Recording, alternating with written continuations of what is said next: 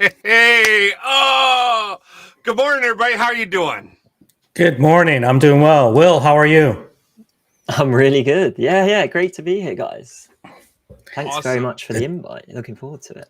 Well, I don't know that we could thank you enough for jumping on and helping out today. So it's great to see you.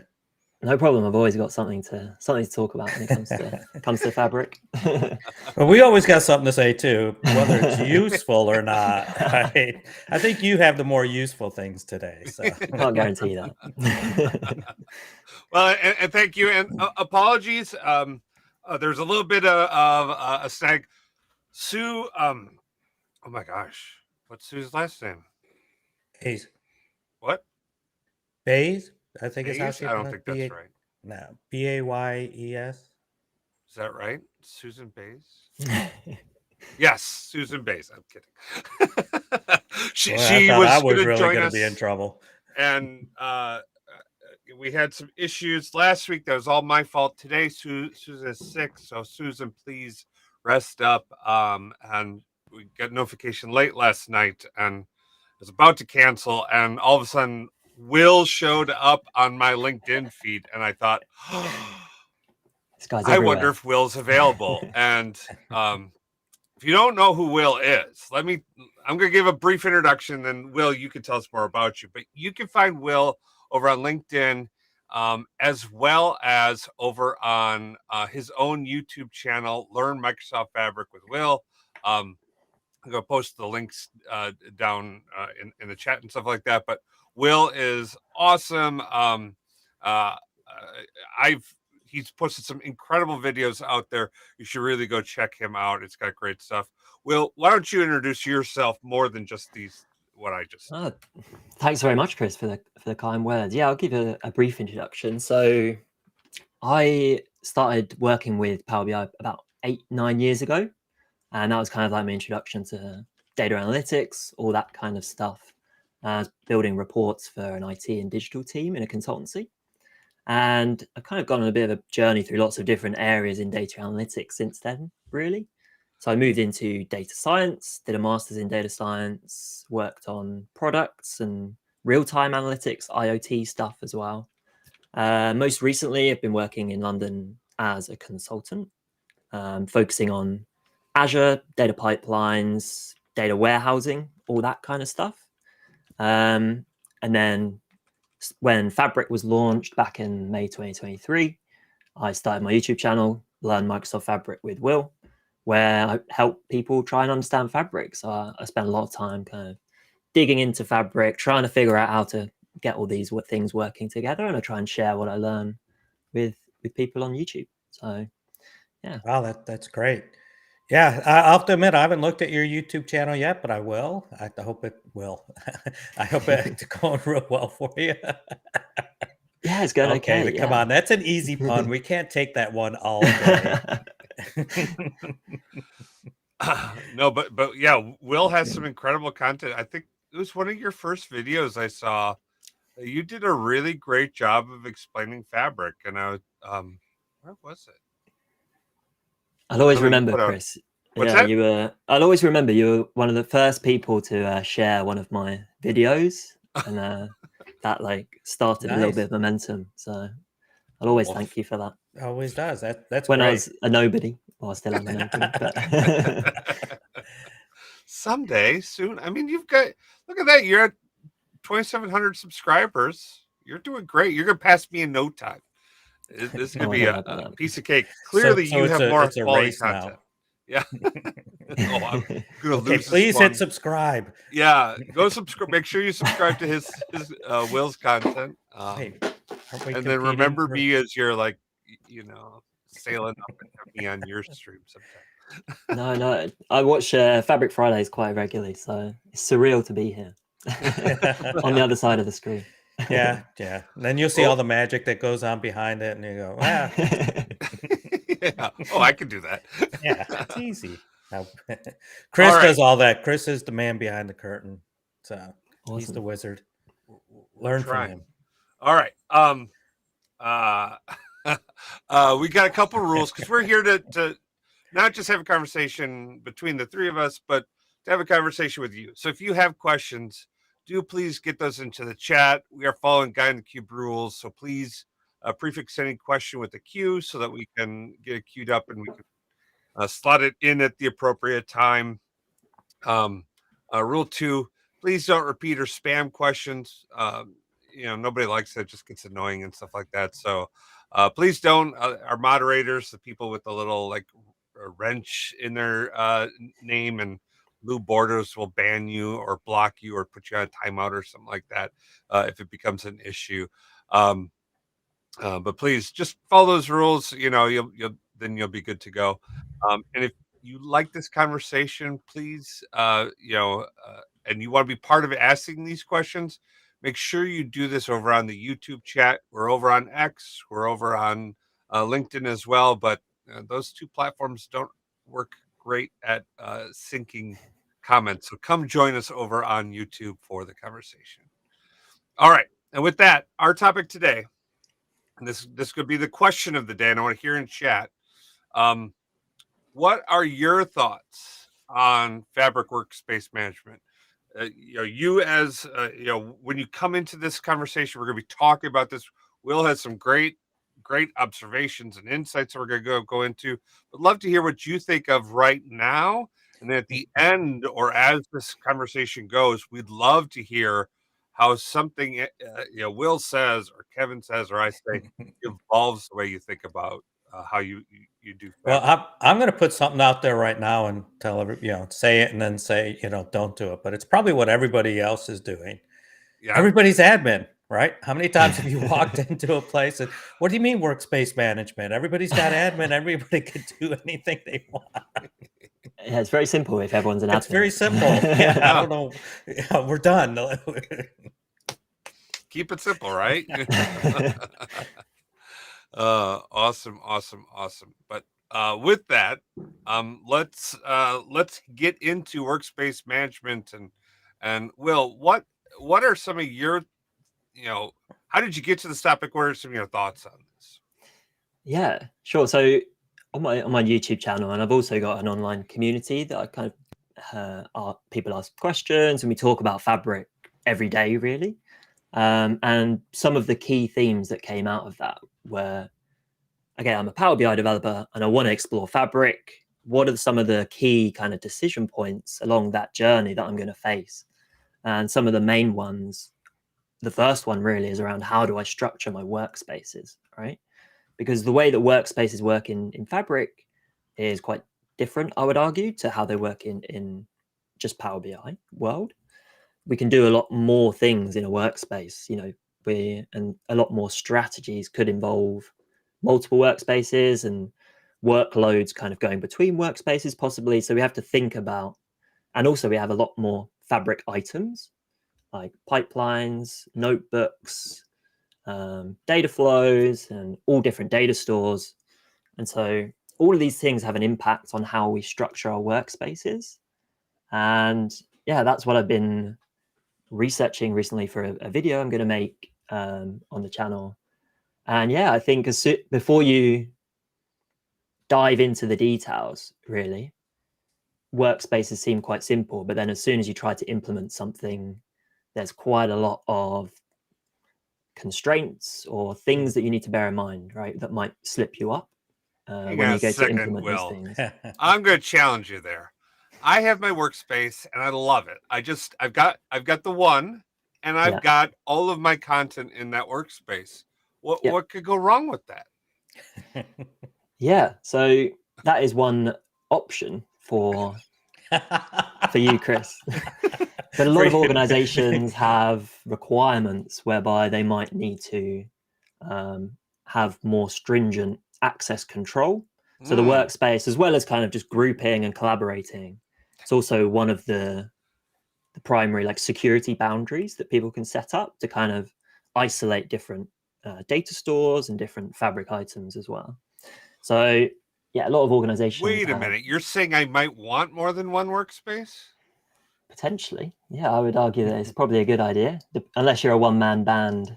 Well, even if you're a one-man band, it's still, get into you got people using the report, right? Even thinking simply on the power, just only having Power BI reports and data sets, right? Or data flows, all of that type of stuff. And then you got to make a change to it. And we'll do it live. Let's, and as soon as you make that change and mess it up, somebody will try to use that report that very next second. It's kind of like the law of the universe, right? So even separating to be able to test one place and deploy a second place is, a great idea. No, you're absolutely right, Kevin. Yeah, that whole CI/CD thing is one consideration. Also, as Christina's just mentioned in the chat there, the like bronze, silver, gold, the medallion architecture. How do you configure workspaces in this medallion architecture? What about if my data needs to be in a specific geography? What about if I want to do by discipline or by, what about, it's also very linked to capacities, right? Of course, because and we can go into that in a bit more detail. But there's so many kind of considerations that people need to bear in mind when thinking about this thing. The more you look at it, the more kind of complex it can get. So what I've been trying to do is kind of go right down into the details and then abstract up some of the key lessons that I found just from researching this in a bit more detail. Maybe we can walk through some of those things. Oh, I think I think that's great. But we have a fantastic question from the one and only Adam Saxon here in the chat, and hopefully I think he's queuing us up for a good conversation here. Adam asks, we have many workspaces with Power BI. How do we now integrate workspaces to accommodate Fabric when we have stuff already in place without disrupting the business? What's your comments there? Yeah, so that's an interesting question. If you've already got, and well, most companies probably do have a lot of Power BI workspaces as well. It would depend really on what your strategy is and how would you think about the back end, let's say. So to what extent are you going to be using Fabric, right? Are you going to be shifting a lot of the data engineering, the storing the data? And if the answer is yes, then you're going to have to be using like Fabric capacities and workspaces for those items as well. And then how you would integrate that stuff is a bit difficult to answer, I would say, without fully understanding what the workloads are looking like. I don't know if you caught yourself, but you said it depends, and that's one of the running bits we got going on. It does, especially over on Adam's live stream. Well, so yes, this is definitely an it's depends situation. While I hate it depends, and I prefer to provide recommendations and guidance, this is really a strong it depends point, right? Generally speaking, and my recommendation has been to always think about how we could separate out based upon the workload that we're doing. So reports in a workspace, semantic models in a workspace, your data engineering activities in other workspaces, and those potentially broken out, right? So if you already have your reports in a workspace, keep those reports in that workspace. Semantic models, and it's just pointing to other downstream workspaces, and you just manage those at each of the layers. That is the ideal state. Now, if you have your reports and everything inside of one ginormous one workspace to rule them all, keep the reports there, because that's the access point that you're talking about users going to and connecting, right? Your next thing is to move and begin the separation. So you can have a semantic model that's in that workspace, put it in another workspace, and point that report to that semantic model. And then you can eliminate that semantic model in that workspace. So you can keep those links up and running, keep that content available to them, just change where that data sits behind those items. That's my favorite recommendation. And if you're using intra ID groups to provide access to the reports, to provide access to the semantic layers, you'll find that you can seamlessly move these with low to no problems when it comes to how you've you've done your integrations. Yeah, I'm pretty much right there with you, Chris. I think the same way. Minimize breakage, Yep. right? So as you were saying, wherever the reports are, and the users are accessing that, whether you have an app in that workspace or something, that's the place they're used to going to. In fact, some have it bookmarked and things like that. So if you move it, all of a sudden their bookmarks don't work anymore, and that causes a problem. So think about it from that whole thing. Minimize breakage. Start separating things out to get, and do it over time, right? It doesn't all have to be one big bang approach. Separate out, move your semantic model to another workspace, get that best practice in place, right? And I suspect Adam was also kind of talking about, you have different audiences or whatever, you just have this big, it has evolved out to have a ton of different workspaces, but yeah, then kind of categorize each one. These are report workspaces, models, and then slowly kind of consolidate until you get into your best practice. Then add all your Fabric stuff in that Will's going to tell us about and say, here's the way you arrange the workspaces, one workspace per notebook. I don't know. No, just no, do not do that. That's the wrong design. Do please. That's what I'm here for, is to keep saying the wrong stuff so Will could correct us. Yeah. No, I'm just the lead in today. Yeah, I'll just pick up on a few things that you mentioned there. So, Chris, you're absolutely right around the security groups, either entry security group, intra security groups, or M365 groups as well. These are so important to set up because it's likely you're not going to get it right first time, and you don't want to be adding and removing individual people to different groups, to different workspaces, and then it becomes even more complex once you kind of look at individual item sharing. So in Fabric, either you can share the whole workspace and everything in it, or if you want more granular permissions, you can share individual items within that workspace. And if you're doing that, it's going to quickly become very, very difficult to manage if you're not using Entra ID security groups or M365 groups. So yeah, the groups is a really important one. And another thing you mentioned was around separating the different workloads. So you have a reporting, like a front end workspace. The point you made about the data engineering workspace sounds, or the something for your pipelines and your data flows, that kind of thing. That sounds good, but actually there's a few constraints around data pipelines that might not enable that to work, and we can talk about what those are. Oh, I'd love to hear why that would be a challenge, Will. Yeah, well, let me just, maybe I'll start sharing my screen and we can talk through some of these things in a bit more detail. Yeah, although I lost your screen. You had it and now it's gone. I can verify he had it just a little while ago. Yeah. Oh, really? So, while you're getting that back together, here it comes. Yeah, Sean put a question out there and Adam answered it about charges and capacity. But let's get back to that now that we have the screens going. Okay. Go for it. Yeah. So what I have done here, and this is just like a massive board of notes, and don't worry, I'll zoom in. What is this? I zoom love into this. Yeah. So this is Excalibur. It's a tool I love using just for taking notes on things. It's very easy to use. Can just create boxes and notes and stuff very easily. Oh, cool. I'm actually using it inside of Obsidian, which is like a note-taking app like Notion, but that's kind of besides the point.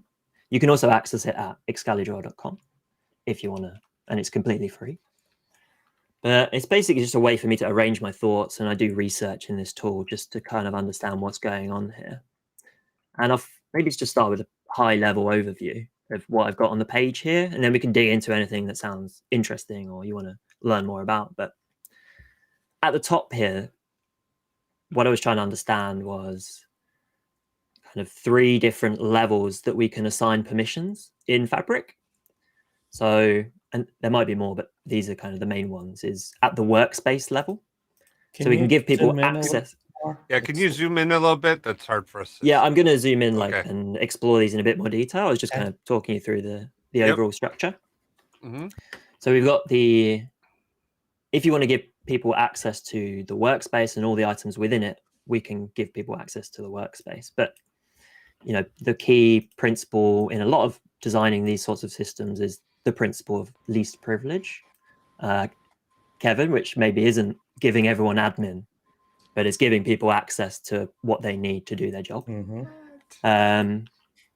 And so then you have to go into the level of item level permissions. So sharing individual items based on what they need. So not giving them access to the whole workspace and everything in it, but certain things. And I'll go into these in a bit more detail in a minute, but I'm just showing you briefly. And then even more granular is inside the data warehouse, we can do kind of object level permissions, right? So sharing specific tables within the data warehouse or a specific view, and not all the views in the data warehouse, but a specific one.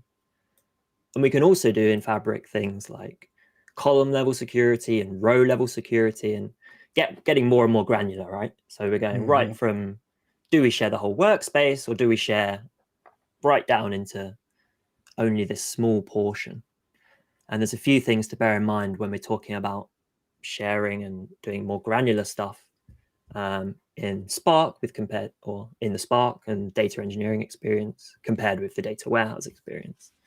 So what I've done is just gone into research all these things and tried to find things that slip people up, or maybe they're not really aware of if they're just looking at the surface level.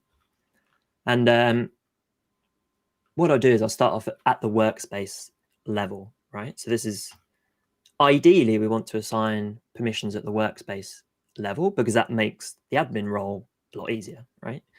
As soon as you step into item level permissions, and sometimes it is necessary, but it does add to the administrative burden, right? So you might have seen this diagram here in the Microsoft documentation. And in this diagram, or if you've seen the Guy in a Cube video on workspaces, then they talk through this diagram. It basically shows that there's 4 main roles that you can have or assign in a workspace: the admin, the member, the contributor, or the viewer. And these, depending on what role you give someone or which you give a group, then they can do different things. So I found this useful, but I thought it could be presented in a slightly better way, because most people, I believe, when they look at something like this, really they're interested in, I've got a data pipeline, for example, who can do what with this data pipeline, right? So what I've done is, using this information, just structured it slightly based on the different groupings of Fabric items here. So for example, the data pipeline, notebooks, Spark, jobs, experiments, these I've grouped together because they all have a similar kind of permissions model. And then the 3 kind of data stores in Fabric, so data warehouse, the lakehouse, and the KQL I've kind of grouped as well. And when you do this, you start to notice some interesting patterns, right? And I've been a bit more explicit around who can do what with every item. And you'll see that if you look here, most of this green block here for admin, member, and contributor, they are basically all the same permissions, apart from some of these ones at the top, which is like adding people to a workspace. It's more like administration. It's not really to do with the actual items in the workspace. So what I've done is I've drawn those slightly separately, because although they're important, I want to just focus on these ones to begin with. And yeah, I think it's a good way to put it together. I like how you pivoted it. And look at that. Take note. Yeah, so this is something quite interesting. And again, it's coming from this, right? But it might be quite difficult you might miss that quite easily, but it's execute and cancel the execution of data pipelines is actually got a green dot for viewer. So you can give someone a viewer role in a workspace, and they can execute and cancel the execution of pipelines. but they can't do the same for a notebook or Spark job or any sort of other code artifact, let's say. Now, do we know if that pipeline is coordinating and it calls, right? Because you could call a notebook within a pipeline. Does it, the permissions kind of move forward? Have we tested that yet? Yeah, that is something I haven't tested, but I would assume it does work. I would think it would too. That would be a good way of doing it. Yeah, no, definitely that's something to test out. Yeah. But this means, you correct me if I'm wrong, this means if I, as a data engineer, want to allow a business person to run a pipeline to refresh something manually or trigger something manually, I can just give them viewer access to the environment that has my pipelines in it. I don't have to give them like any higher permissions, right? Exactly.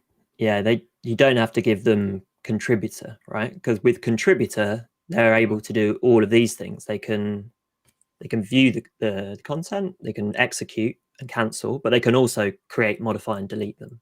Mm-hmm. So, and then I don't have to worry about them executing individual notebooks. So if I have a series of notebooks that are dependent upon each other for maintaining the state of my data, I don't have to worry that they're going to be able to come in and just execute number 3 of 4 and not the others, because they're executing the pipeline, and the pipeline manages that orchestration, right?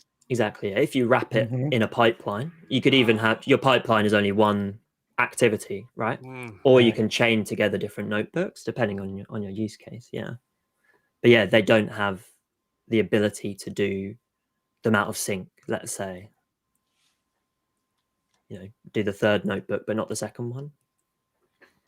Oh, this is fantastic. And Adam's saying if you want to get even more granular, you can not give them viewer, but manage permissions on the items. Oh, now that is a little bit of blowing my mind.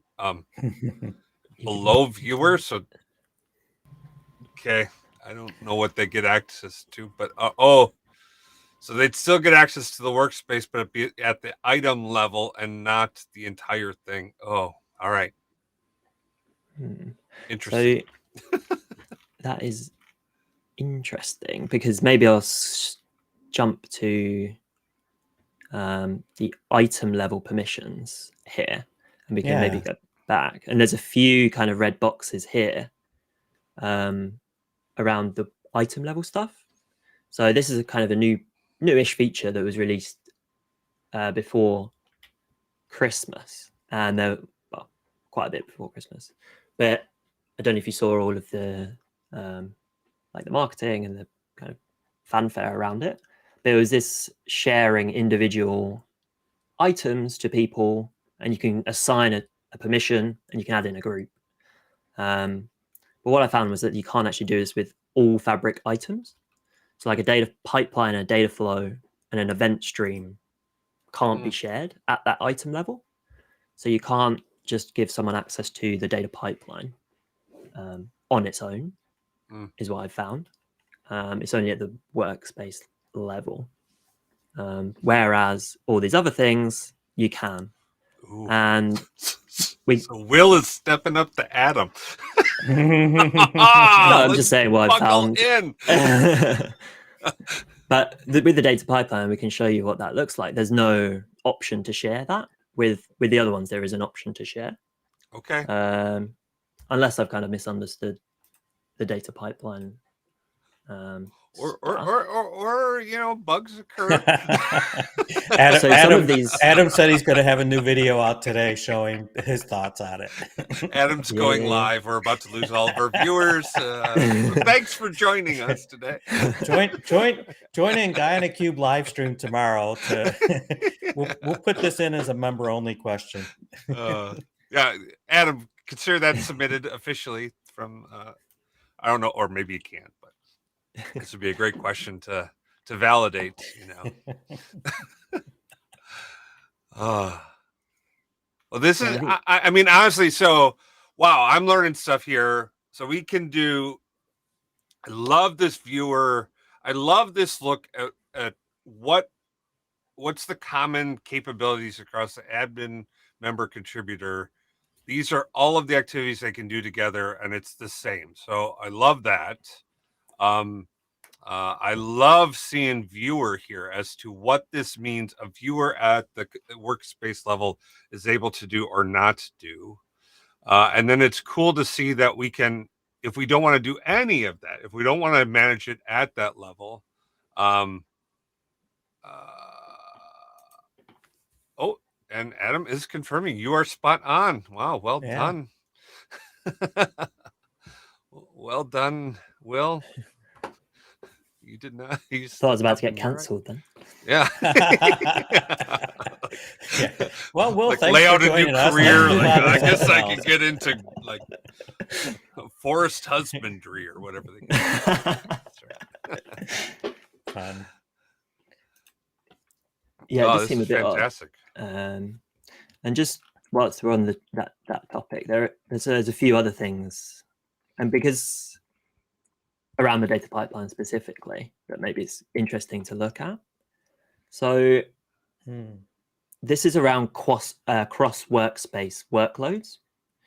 So in Fabric, more than you would in Power BI, we're thinking about cross workspace workloads, right? So you might have some data in one workspace and you want to read it and you want to do something with it, maybe do some data cleaning, and maybe that's your bronze workspace and you want to clean it and then put it in your, validate it and put it in your silver workspace, for example. There's some more constraints around the data pipeline here, specifically around the copy data activity and the stored procedure activity. So currently, you can't actually read and write from source and destinations where the data pipeline is in a different workspace. So let me say that again. So if you've got a workspace and you've got a data warehouse in it and a data pipeline, you can read the data from that data warehouse, but you can't connect to another workspace as your destination for that copy data activity. Because it looks like this, right? So it's got workspace data store type is within your workspace, and the only options are workspace or external. So like Azure SQL database, for example, external outside of Fabric or within the workspace. These are the only options for the copy data activity. Could the external be the SQL endpoint of the other workspace? Well, let's have a look, shall we? Yeah, it would be. I don't. I'm not sure if that would be better or using shortcuts would. Maybe we'll talk a little bit about that later. But don't let me distract you. Sorry, but no, it's a good point. We can check that in a minute. I don't think that's the case, but yeah. Oh, Christina was about to ask the same question. Yeah. And similarly, great minds, Christina. Similarly with stored procedures, right? So you can't trigger a stored procedure with a data pipeline activity if your data warehouse is in a separate workspace to your data pipeline. So they must be in the same workspace for you to be able to trigger it. Because again, it only looks within that workspace here. And again, this might be and correct, and maybe this was your question, man. I was managing stream stuff. Can't a pipeline call another pipeline? I know within a workspace it definitely can. Yeah, you can. Yeah, invoke pipeline. Are you saying what if your pipelines were in different workspaces? Yeah, that's something I haven't pipelines tested. in the other workspaces and yeah. Maybe have a user execution pipeline workspace. I don't know. Like that's what I was asking. That's something to test out. No, that's a good point. Yeah, I haven't tested that actually, but that's something I can definitely add in here. Yeah. But the good news is that you can run notebooks and data flow activities. So here you do get the option to choose a workspace. I don't know if you can see that. Yeah. So if you put down a data flow activity, it can read across different workspaces, right? So, Okay. and the Well, same and- for a notebook. And we're getting word from the man, the myth, the legend himself. Andy Cutler is in the chat. He's saying, unfortunately, you can't go cross workspace in pipelines as of today, but you know, maybe sometime soon. I will put a plug out there for submit ideas over to ideas.fabric.microsoft.com. You know, these are the types of things, like, frankly, Let's just make it easy Microsoft on and the them. Fabric team is really good at responding to these types of things. When the community says, hey, we need this functionality, they're great at that. So let's my purpose is not to like point like poke holes in this. It's for helping people to design strategies, right? So but these are for me quite important things to know, right? Because if you are designing your workspace strategy around data pipelines, then there are some things to bear in mind. And yeah, definitely we can add these into ideas, because some of them just seems like a bit of like, oh, it should be the case, but it's not. So maybe they're kind of working on it, or it's just coming soon. Well, and can I say, and Faith mentioned, that's why you need to separate workspaces into teams, ETL dev teams, analysts, data scientists, etc. And to me, I know, Will, I would love to get your thoughts on how does this work as we start to move towards, or companies that have already embraced, a data mesh framework within an organization? Yeah, well, that's a very good question. I'm sorry if I'm like looking over here. I've got two screens here. You're fine. You're all good. I've got like 4. I've seen the picture of your setup. It's very impressive. But yeah, that is the key question, really. And what I was then moving on to with this document is, okay, with all that in mind, what does that mean for teams on their journey? Because some people might want to be doing like a decentralized thing towards more like data mesh, that kind of idea. And other teams might want to be doing still centralized data processing, get all of the data engineering centralized, or put everything in there and then write it to lakehouse or a data warehouse, and people can consume it from there. And I did start thinking about that as well, right? So this is not finished ideas. It's kind of like a work in progress thing here, right? Because what I'm trying to build up here is kind of like a step-by-step approach of things you need to consider to design these things. And this is where the capacities comes in, because for me, a capacity is like the number one thing that you need to think about. And there's a few options. There's probably more options than this, right? But it depends on, okay, what do you have already? So your existing capacities, that's where the Power BI question that Adam asked earlier comes in. Like, what have you got already is quite an important thing. What your budget is, because if you had infinite budget, you might just want to spin up lots of capacities, go create these things, but not every company has that. The other key thing is around. Have you found a company that does have it? Yeah, That's the one I want to go to. I've seen very large budgets, and even they have a ceiling. Yeah. That mythical company, maybe. Yeah. That's oh, get rid of that. And this is quite an important one around geography. So obviously there are regulations around lots of clients have requirements as to, okay, my data must live and stay in the US. So in that requirement, if you've got like a multinational company that does have different geographies, that's when you're going to start needing more than one capacity. Is one option, is one reason why you'd need more than one capacity. And the other one is around the intensity of the workload. So here I've got, again, it's that Power BI capacity versus, if you've got very high intensive data engineering, data science stuff, you might want to separate that onto a different capacity compared to like your Power BI consumption capacity, let's say. Yeah, probably should have put like Power BI consumption there, not generic consumption. But that's what I mean by the yellow box here, is to have different capacities. And then obviously, I think what we're talking about is like ad hoc usage, defined managed usage, right?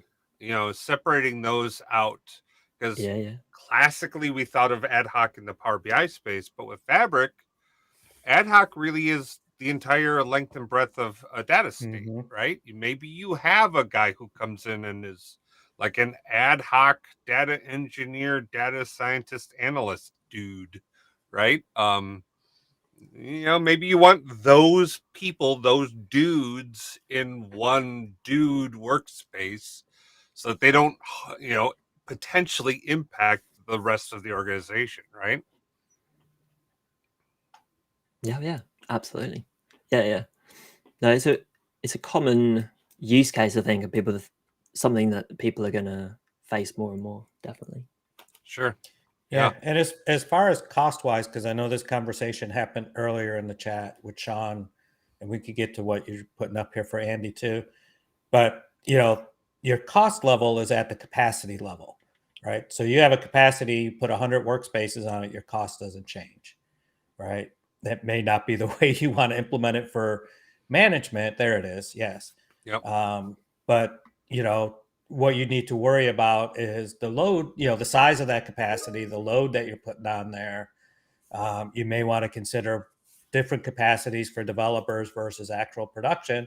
So if a developer is running something that takes up a lot of it during the day, you're not impacting the production type of stuff. So that's important to kind of remember. Yeah, good call. Yeah, and there's a lot of different approaches when it comes to managing how many capacities you have. Honestly, I do really want to emphasize like the bursting and smoothing capabilities that the Fabric service does is incredible and shouldn't be underestimated in the value proposition as to how much capacity you need. Because what you're really looking at, what is the total broad consumption for a 24-hour period for a given capacity. That's how you should be managing and telling when you should be upgrading capacities or scaling out. And my recommendation there on upgrading or scaling out is two things that would cause me to scale out. Otherwise, I would default to scale up to a P3 level or an F256 level. At F256, then you start to scale out and break out your workloads, managing to an upper threshold of that F36.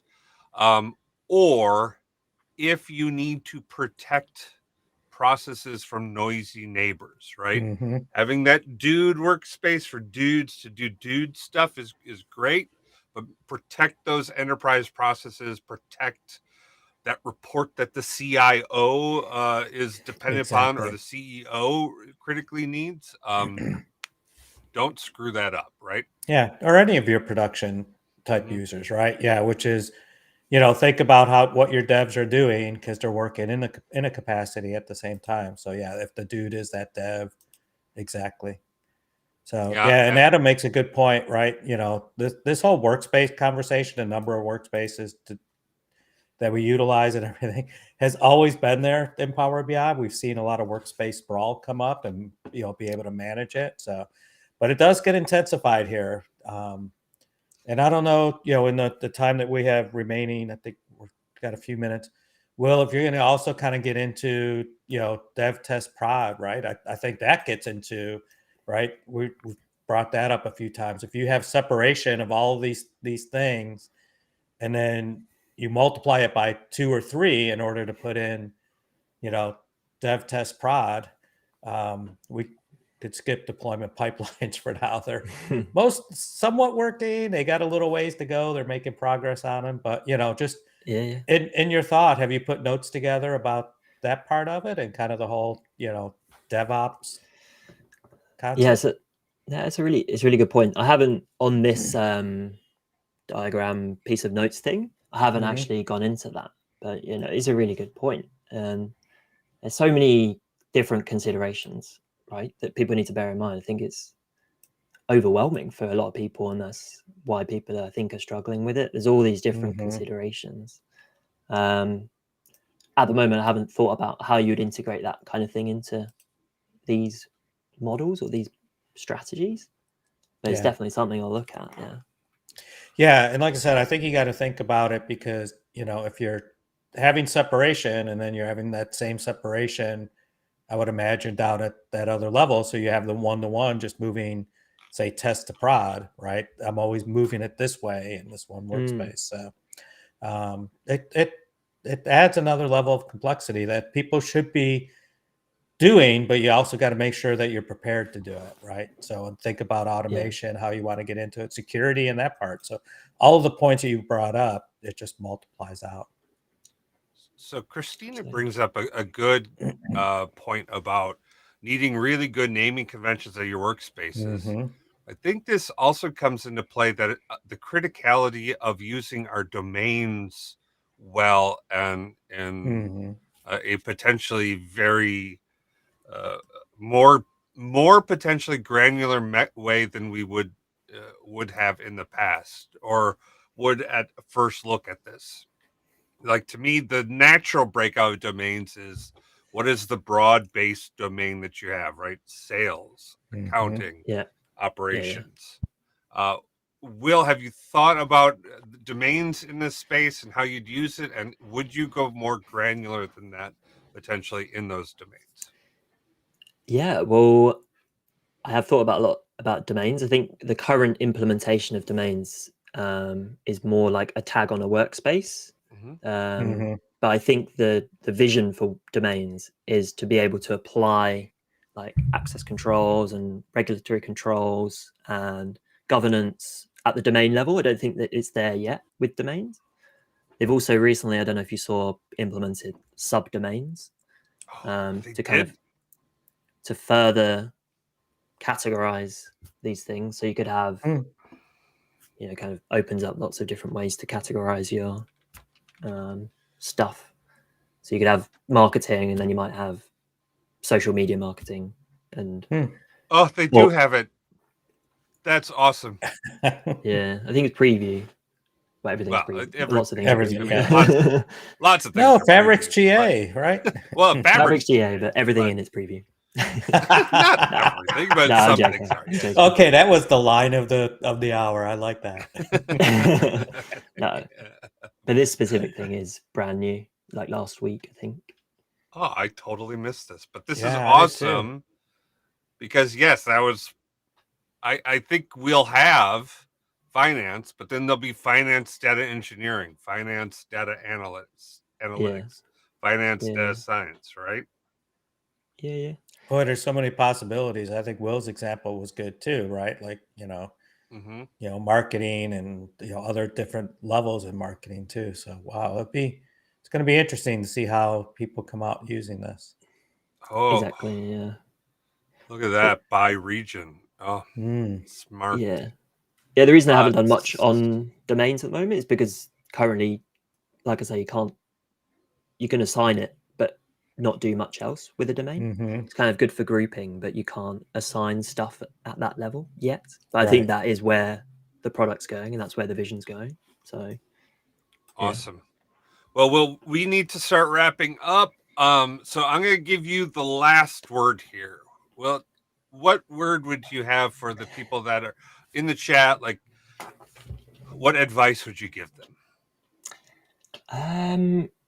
So I'm going to be focusing on this topic quite a lot over the next few weeks on my channel. So if you're interested and you want to go into even more detail. There's lots more to go through. I completely sympathize with you if you're the person in charge of planning all this out, because there's lots to think about. You know, we've spoken for an hour, but probably haven't even scratched the surface on some of these things.